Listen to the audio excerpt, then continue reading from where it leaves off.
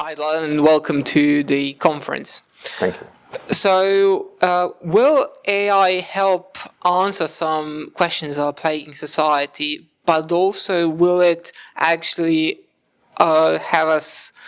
give us more questions than answers?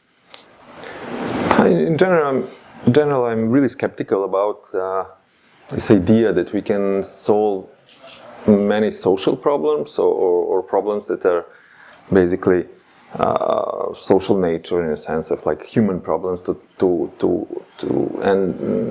solve those problems with technology.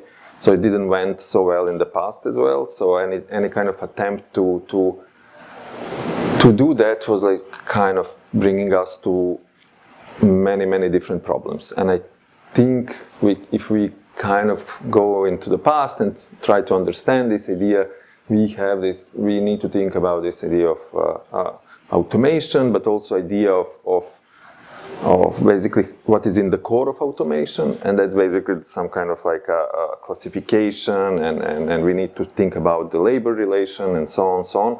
So I'm really skeptical about like trying to solve social problems with the technological solutions, and AI in particular, because like in order to do that, we need to do a lot of kind of like let's say compressing different kind of statistical issues and different kind of bias into some models, and when we project this to society, I don't think there is a easy way to do that, easy way to create any kind of unbiased systems, and once you have an unbiased system or systems that are basically hurting certain groups or individuals, then you have a problem. And on speaking of this, do you think there are some areas in life in general that AI shouldn't be used, where it shouldn't be tried in even?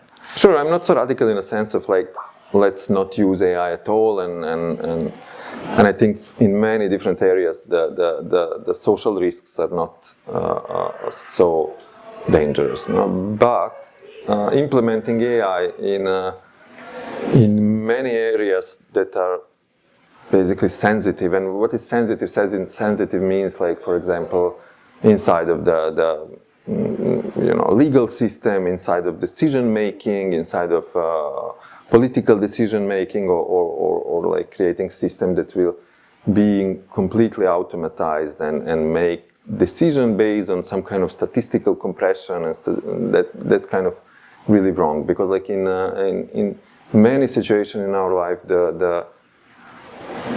the truth and the answer cannot be so simple that is basically on the level of statistical analysis, no?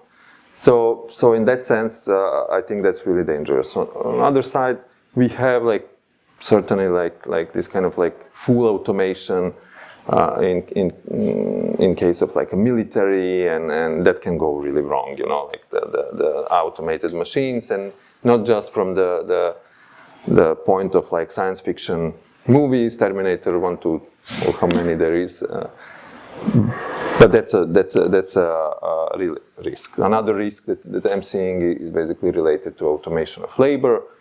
It is not the first time that we are seeing automation of labor in history. Of course, we are dealing with the same problem or same challenge for a few hundred years now, from the Industrial Revolution until today, but still the scale of AI system and acceleration of technology, acceleration of everything can make those issues even more problematic. So yeah.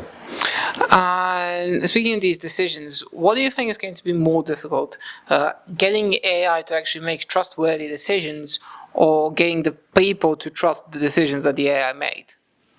Well, I'm kind of really not so sure that we can make completely trustworthy AI, because that will mean that we can basically on the level, for example, of training data, how the perfect data set will look like. So you cannot go outside of the human decision there. So that means that it will be perfect data set according to someone. So there is never a perfect data set, because you will always project your own point of view into the data set, into curation of the data set. And then what you have inside will be projected to the world. No? In that sense, there is the perfect data set that is like core of like machine learning process cannot be created from my point of view. So, but there is many other problems, because like in order to the next step in this process is basically process of like machine learning and basically compression of that data, and there you have also many different types of information loss or many kind of like processes that are basically reducing all of those qualities that are down in the data set. That means that you are even more accelerating this kind of unfairness of the model, and then like applying those. What I'm like really thinking a lot in the last few years is basically deep down this kind of statistical viewing and projecting statistical models to the society. It's basically projecting some form of populism and totalitarianism, of statistical populism and totalitarianism, because those all data set, the statistical processes are that. They're always like favoring majority and kind of like destroying minorities or anomalies. And then what I like to think is like what I am in this system, I'm completely the one who is going to be deleted. No? Not in the physical sense, but it's some kind of philosophical. No? So in that sense, there is no, I think in the core process, this is unfair technology. You know? There are many different like aspects of it. And looking a bit further ahead, what actually excites you about this upcoming, or the one that we maybe already be living in, AI age? Honestly, not many things. Like, I don't know. I think because I'm coming from like really specific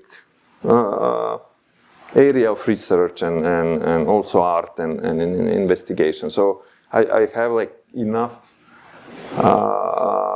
problems understanding the present and understanding the past, in a sense of like we already live some kind of like so condensated present that we cannot follow up with any regulation, with any kind of understanding what is really going on. And we see this in many different aspects of our life, from like some kind of crisis of truth to crisis of like philosophical ideas, political ideas. We are seeing some kind of complete mess. That will probably accelerate it in the future, no? And in that sense, I'm not seeing anything that excites me. But maybe what excites me from some kind of really visual, artistic point of view, it's maybe some kind of like new, completely crazy tools that we can use to create something new, you know? But in a sense, I think the problems that social problems that I'm seeing are basically much bigger than those kind of qualities. So for me, there is not a lot of place for excitement there. It's more place for some kind of reflection, maybe even to slow down a bit, maybe even to have time to breathe, instead of just going and running into some kind of like completely future of uncertainty, you know? Yeah, understandable. Thank you for your insights, and I do hope you enjoy the rest of the conference. Thank you. Thank you.